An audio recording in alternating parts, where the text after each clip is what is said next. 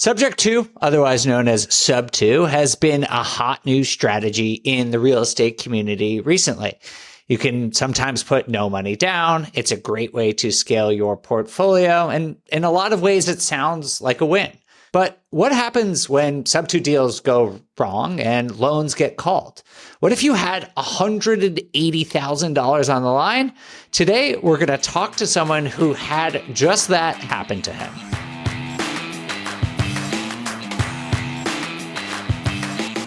Hey everyone, I'm your host, Dave Meyer, and with me today is Henry Washington. Henry, thanks for joining us. What's going on, Dave? Thank you for having me. So today we're talking with an investor named Tanner Litchfield, who is a seasoned investor who got burned by a Sub 2 deal. Today we're going to go through his story and discuss what the risks of Sub 2 deals are, what happens if a loan gets called due, and how to prevent losing money or the deal in total with this potentially risky strategy. Yeah, and I'm looking forward to this conversation because I think it's important with any strategy, whether it's Sub 2, flipping, short-term rentals, whatever, to present both the risks and the rewards, the upside, the downside, the potential pitfalls of every real estate strategy. And so that's what we're trying to do here today with this conversation with Tanner. Let's bring him on. Tanner, welcome to the podcast. Thanks for joining us today. Of course, I'm happy to be here. We want to hear about your story and experience with doing a Sub 2 deal, but let's first just learn a little bit about you and your investing history. How long have you been an investor? I've been investing for about 6 years now, since 2018. Nice. And what made you get into it? You know, it's funny because it's the cliche. I was going to be a dentist. I thought I was going to just make this money and be free the rest of my life. And then I decided, do I actually want to dig in people's teeth for the rest of my life? No, I do not want to do that. So then I was trying to get creative on a way that I could make money and provide for my family for the long term. And real estate is what popped up. So I made that shift in college. I jumped into sales, but doing real estate on the side. So it was like that for a while. Now I'm full-time. Yeah, I don't know if I'm answering your question exactly. No, that's right. Great. It's the classic dentist to real estate investor pipeline. You know, we hear about that all the time. Really? Is that real? No, just okay. No, but usually they end up becoming a dentist and then they end up like passively investing, like being somebody's lender. They really don't get into it like you did. So that's pretty cool. Yeah, there's too much college ahead of me. I was like, I can't do that. So, so when you started, like, what were the strategies that you were using to do your deals? Yeah, it's a great question. The reason I'm here is because James Daynard. So he's a local superstar in the Seattle area. That's where I was born and raised. So I really got intertwined into the Seattle real estate market.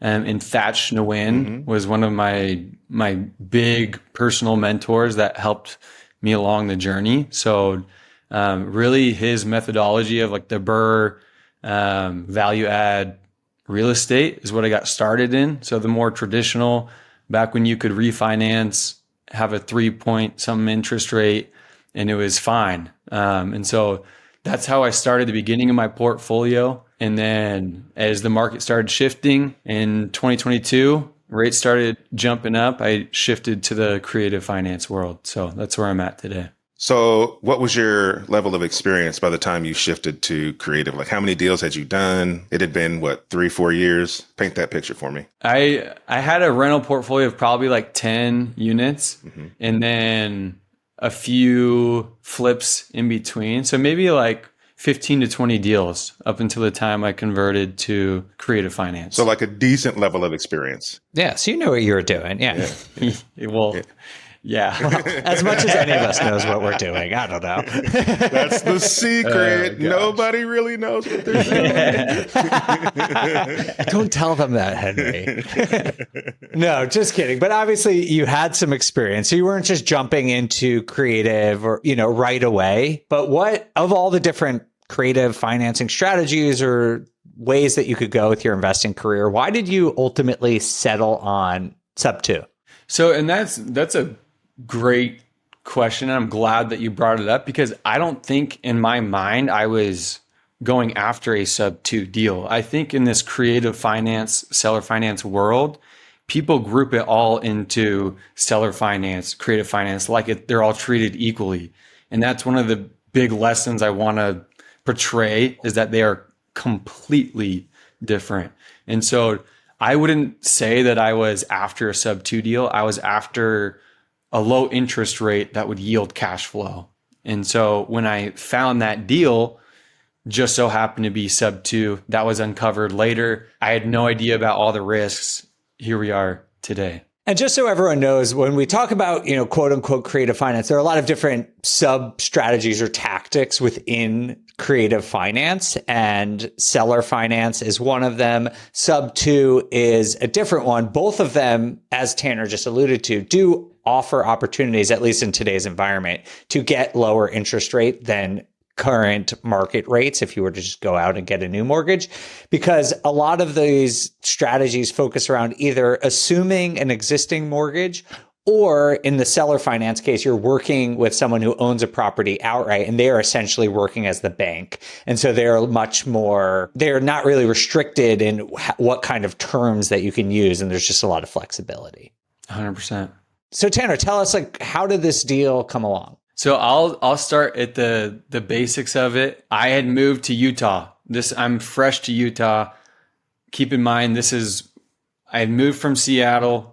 I'm new in Utah. I'm working on my network. Don't know a ton of people.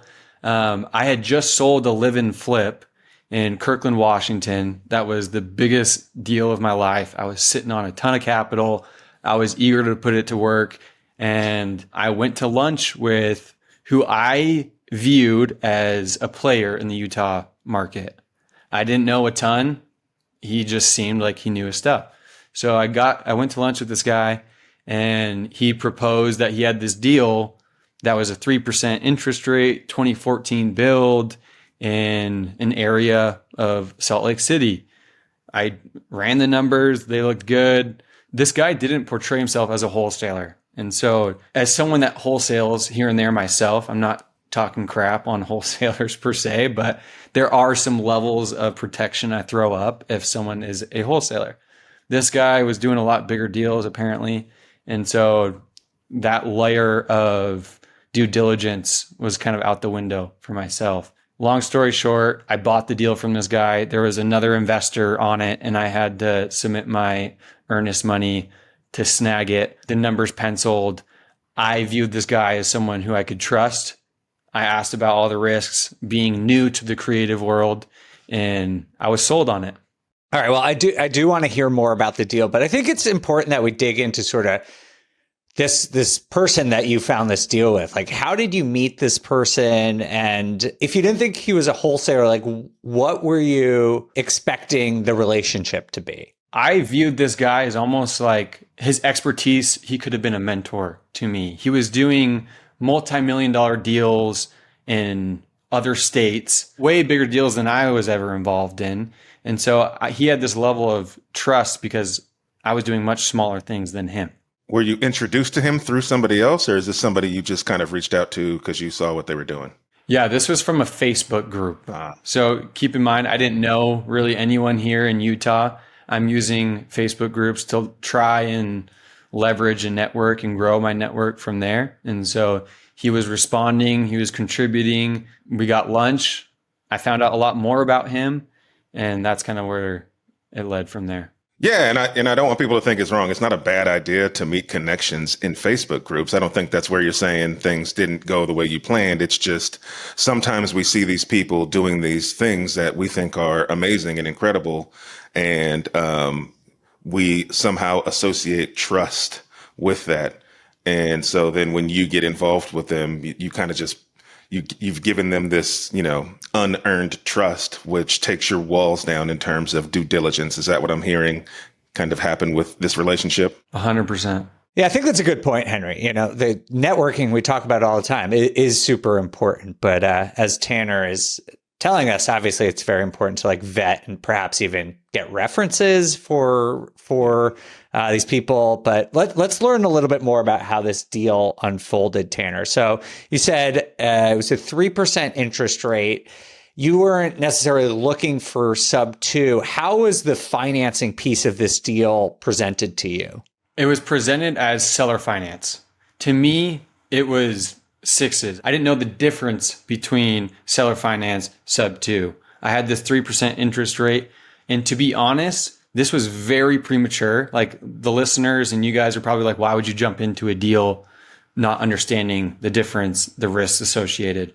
That was one of the biggest mistakes on my part. You know what? You say that, man, but there's probably a lot of people listening who absolutely would jump at the chance at a 3% interest rate deal, even if they didn't fully understand the difference between the two. Because, I mean, 3% interest rate is pretty attractive in today's market. That's how people are capturing this elusive cash flow, right? Or how they think they're doing it. So you took the bait that a lot of people would take, man. Don't feel too bad about that.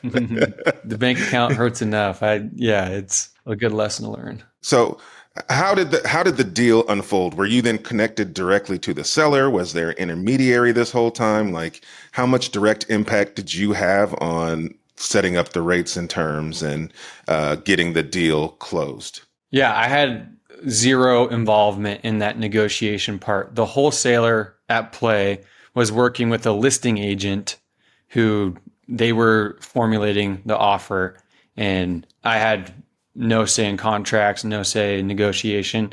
Here are the terms. I'm going to take them over. And in the wholesale world, in the off-market world, which a lot of people don't realize, where the best deals are, quotation marks, the earnest money is non-refundable. Mm-hmm. So as soon as you submit your earnest money, you're locked in or else you're losing that. Did anyone ever tell you, like, you're essentially getting a loan from the seller? Because that would be traditional seller finance, that like the seller is acting as a bank. Like, at what point did you realize that you were doing a sub two and were taking over the payments for the existing loan? So I think in the contract work, when I was signing things, I recognized that part, but I didn't know what that meant. Mm-hmm. So I recognized that I was taking over payments for someone. I didn't recognize the risks associated. I see. And so when did, you bought the deal, assumedly that, the closing all went fine. At what point did things start to turn? So I bought the property. I put $110,000. I rehabbed it, which in this case, the rehab was just finishing the basement. So I put $70,000 into refinishing the basement. I put renters in there. Keep in mind, now the cash flow is great. It's coming in. I'm happy. Things are rolling. And then this is the big kicker. I get a text from my tenant who's lived there for a month and a half with a letter posted on the front door that this property is going to auction. Whoa. Okay. And so how long is this from the close? So how long did the rehab take before you put that tenant in for like 6 weeks? This is like 3 or 4 months after I've closed on this property. Okay. And so you're just sitting there like, why on earth would this be going to auction? Yes, exactly. So I'm freaking out at this point. I'm talking to the wholesaler. I'm talking to the listing agent, and their words to me are, this is completely normal. This is fine. We've handled this before. We've been able to revert it back. You're totally good. So then next steps are they convert it to a contract for deed. Contract for deed means now my title, my deed, my certificate of ownership is now being transferred back to the original owner. And that is supposed to save a due on sale clause. Okay. So Tanner, let me just interrupt for a second. So is the reason they were saying it was going to auction is because they had called the loan due, or what was the justification in the first place? Yes, they were calling the note due. And did they give you a reason? I didn't uncover the true reasons until a few steps later. Let's keep going chronologically. So yeah, okay. Sorry, I just wanted to understand. So they were calling the loan due.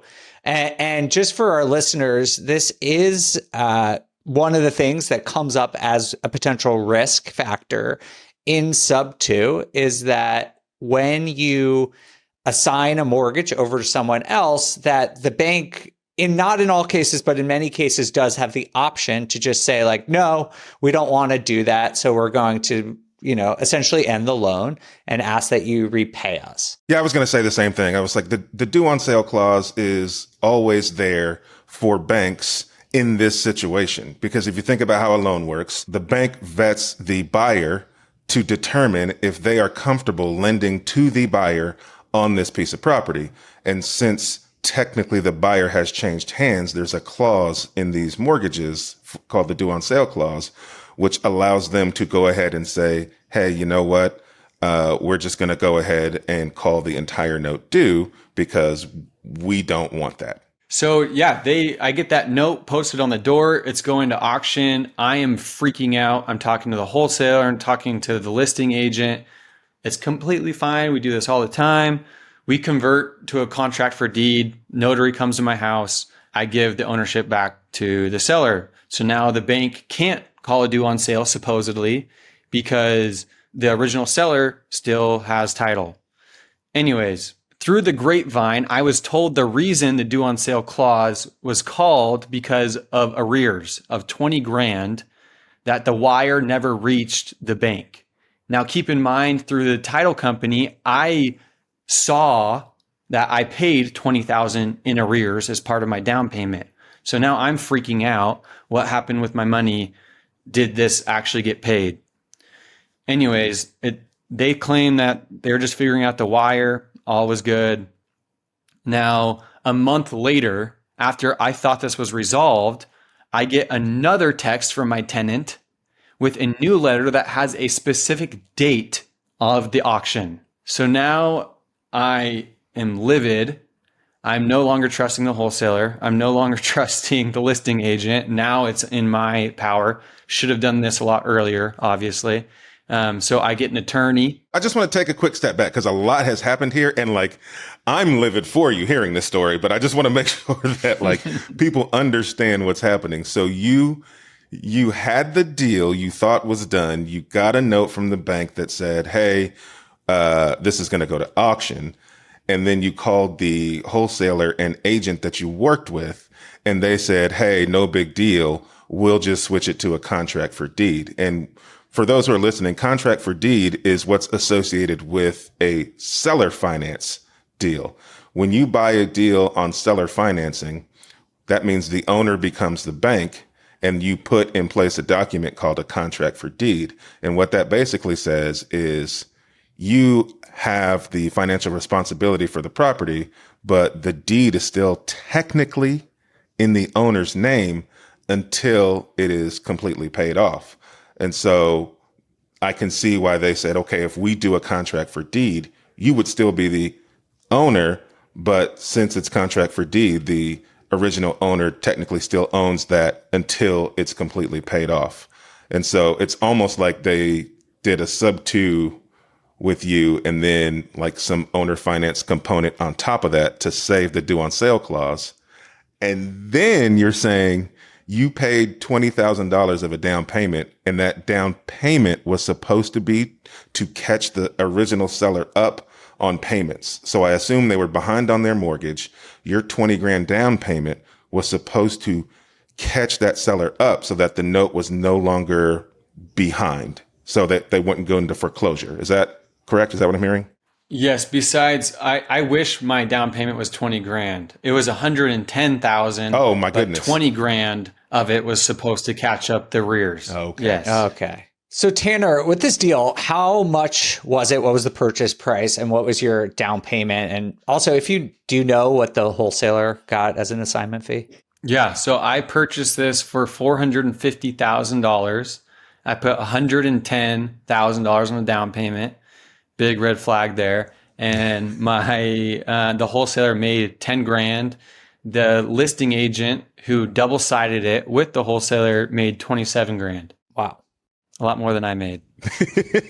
and Tanner, one of the unique things here that I'm wondering about is in a sub-2 deal, all of the communication with the bank must be going to the original borrower, right? So you're not actually talking to the bank. You're not getting notices. The only way you're hearing about this is literally when the bank is taping notices to your tenant's door. Is that right? 100%. And I am glad you brought that up, Dave, because that brings me to my next point. The wholesaler and the listing agent are chirping this in my ear. You cannot talk to the bank. because then it's going to trigger it, even though obviously it was already triggered. You can't talk to the bank because they can't be aware of what's happening. And so that's the hard part with sub 2, right? Is you have to play this like you're behind doors, you have a lot of money at stake, but you got to kind of act like you're not involved, and it's this weird gray area. So when I got that second notice that said, here's the date, it's going to the auction, now all hands are on deck. I have my attorneys involved. My attorneys are now saying, you 100% need to talk to the bank at this point. Like they did not save it. It's going to the auction. We need to figure this out. So now I talked to the attorney that's supposed to sell this property to the bank. And what I find out, which is mind boggling to me, and which when I knew I was truly screwed, is they said, it's not just because you changed title or you took over this loan. It's not just because there's arrears that need to be caught up. You legally cannot own this property because it is a low income entity that only owner occupants who are deemed low income can live here. Oh, no. And they can knock on the door once a year to verify that the owner lives there. Wow. So now it's obvious I'm not going to be able to keep these terms. There's no way I can own this above board with the bank to where they're not going to send it to the auction. So yeah, that was hard to hear that. And now I feel terrible. I'm taking low income housing. I have no right to own it. Completely didn't know this.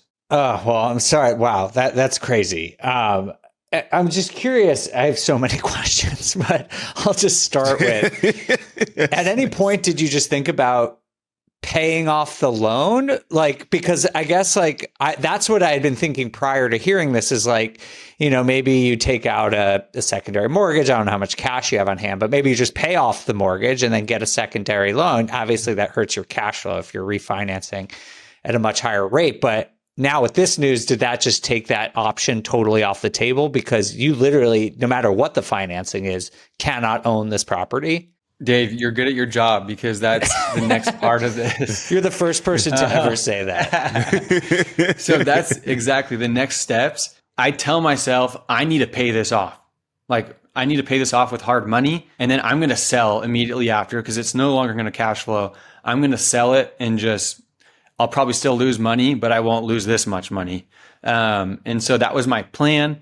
Now, after going through 2 attorneys, I was told that I could not buy this property at auction because what's going to happen is only a low income person could buy this property at auction, and the chances of a low income individual buying this at auction is very low. So what's going to happen is they're not going to sell it, and it's going to revert back to the entity that owned it in the first place. Oh my goodness.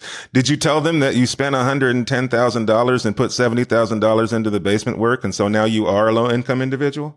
Yeah.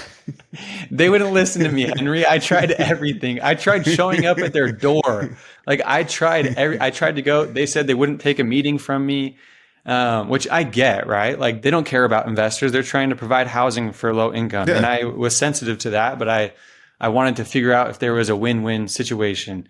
There obviously wasn't. It goes to the auction. I don't show up because I had 2 attorneys advise me that I wouldn't be able to. And an investor buys it at the auction. What? Wait, how? I just want to clarify something because Tanner said earlier that, it's unlikely that a low income person buys the property at auction. That is because in almost all cases, auctions, you have to buy cash. Mm-hmm. Yes. And so low income people generally don't have cash to just go buy properties. That I would imagine if you had that much money, you wouldn't qualify for the subsidy. But so how on earth did this get sold to another investor? I still do not know the answer to that. And that's what frustrates me. And that's why I feel like these gray areas in the investment world, I want to stay far away from, because if an attorney can't give me a straight up answer, then I have no business being involved in that strategy. I think that was the most important sentence that was said in this whole podcast, right? Like someone has to be able to clearly understand and explain to you what you are doing, what you are involved in, how it's supposed to work, what are the risks and consequences of everything that you are doing on a transaction. If no one can tell you that, then you're really putting yourself in a very uncomfortable situation, because now you're basically on your own. So now for the cherry on top. There's more? There is more. I feel like we've already heard several cherries to this Sunday. In the chronicles of unfortunate events of Tanner, the cherry on top, it sells for much more than the servicer needed at auction. No. And there is excess funds of 40 grand. So now I have hopes that I'm going to get 40 grand and lose only 140 grand. But now let's rewind back to, we converted this to a contract for deed. I am no longer on title. And now the original seller gets the excess funds of 40 grand. So they got paid twice, essentially. Oh my God. I'm honestly speechless. This is a crazy story. I'm sorry. I mean, I'm sorry to hear all this, Tanner. And this is a really series of unfortunate events. And thank you for sharing this. But I have several more questions here. First, is there any recourse for you? Like, to me, it just seems like the wholesaler, or at least the listing agent, which is a bit more regulated. Like, did you follow up on whether any rules or laws were broken in them brokering this deal to you? I have tried with attorneys, but because of contracts that I've signed, I am at a loss. Like, it would take a ton. I might be able to recoup something, but my mind is so done with this transaction after so much mental space dedicated to it. I know I can't recoup even half of that. And my attorneys have told me it would be an uphill battle to get anything. And after attorney's fees, I'm cutting my losses at 180 grand. Oof. And I'm in a much better spot now. And my business has changed because of it. So I'm just going to take that and run. This story is unfortunate, right? And I'm sure going through it for you, like, my stomach was kind of like on a roller coaster hearing it. So I know, like, you having to go back and forth and the uncertainty, like, that's the killer, is all the uncertainty and not knowing how this is going to end up, which I do not want to downplay at all. I think I would just be, upside down if I were in the shoes you were in this deal. But you had said the seller ended up with the $40,000. And my first thought, Tanner, actually was like, I'm okay with that. And I know you lost a lot of money, and I get it. But there's more than one victim in this scenario, right? And the original seller is probably the original victim. This was his home, his or her home, that they had purchased and built the original amount of wealth with, and then got into a difficult situation. And then these investors and investor agents came in and really took advantage of a situation.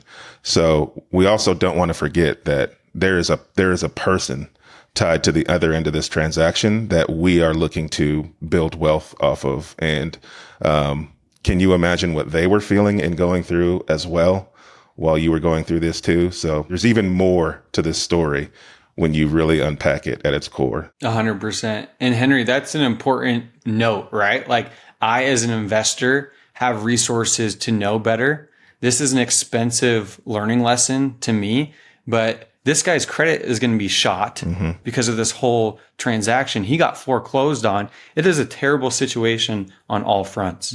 So I'm taking it as a learning lesson. My business has completely shifted into only seller finance, where I'm working directly with a seller. And the learning lessons that I've learned from this and the crazy studying that I've done because of this have yielded me to become an expert in my eyes of seller financing. 2023 was my best year income wise after having the biggest loss of my career. I think there's a reason behind that, because it created a monster in me. So yeah. Well, Tanner, I really appreciate your attitude about this, because you took a big lump, but you're taking accountability, and it does sound like you were misled in a lot of ways, but I do appreciate how you've come and bounced back from it already. So congratulations to you on that, and for taking, a very difficult lesson and using it positively. I'm curious, you've shared a lot of lessons with us, but, do you think this deal went south because it was sub 2, because the wholesaler you worked with, can you point to one thing, or was it just sort of a confluence of unfortunate situation? Pointing to one thing, it has to be myself, right? I had so many opportunities to not allow this to happen. And if I'm going to learn, if I'm going to grow, it always has to be myself, no matter who's involved here, the title company, the wholesaler, the listing agent. I can't focus on that. I have to focus on 100% responsibility. There was several angles that I could have prevented this from happening, and I didn't. So that's aspects that I'm taking into my business now and moving forward. I love the accountability, because that's the only way you can truly get better. Because if you put the blame on somebody else, then you have no reason to improve. But said differently, what is the main thing that you would have done differently now looking back? Where would that turning point have been? What would have been the thing? Now, if you had another deal come to you like this, what's the thing that somebody who's maybe listening, who hasn't done this yet, or is interested in creative financing or sub 2 financing, what's the red flags they should be aware of? That's a great question. In reality, I really do believe that it was 100% on me. But I'll say too, I don't think this would have happened to me in Seattle. And the reason I say that is because my network was at such a stronger position in Seattle, where I could go to people that I knew I could trust for some feedback on this. Mm-hmm. Now, in a place where I was a little bit more vulnerable in Utah, where I didn't know anyone, I guess my advice to newer investors is to really spend time nurturing a network of people that you can trust, because those people are priceless when it comes time to get some advice from. And so just real quick before we close, you said you pivoted now to strictly seller finance. And so now that means you're just going directly to the sellers, and you are negotiating rates and terms that you and the seller are both comfortable with. And is that all you're doing now? And your scare in having this contract for deed in your old deal didn't scare you away from even trying the seller financing? Yeah, I am a firm believer of the seller financing. I believe that having the flexibility when you're working directly with the seller opens up so many different avenues, especially when you don't have the stress of the bank. So no, that didn't scare me. I am gung-ho about seller financing, and I feel it's above board to the point where I can scale. Mm-hmm. And so I'm a lot more comfortable there. I am an investor and an agent. I've been an investor for much longer than I have an agent, but now as an agent, I understand I have a lot more responsibilities. And so I'm trying to keep my business completely above board. And that's part of the reasoning as well. All right. Well, thank you so much for sharing your story with us, Tanner. We really appreciate your candor, your entire attitude about this. It takes a lot of guts to tell this type of story publicly, but I just want to thank you on behalf of the whole audience. It's an important lesson sounds like you've really learned, and for everyone here to learn as well. I appreciate you having me.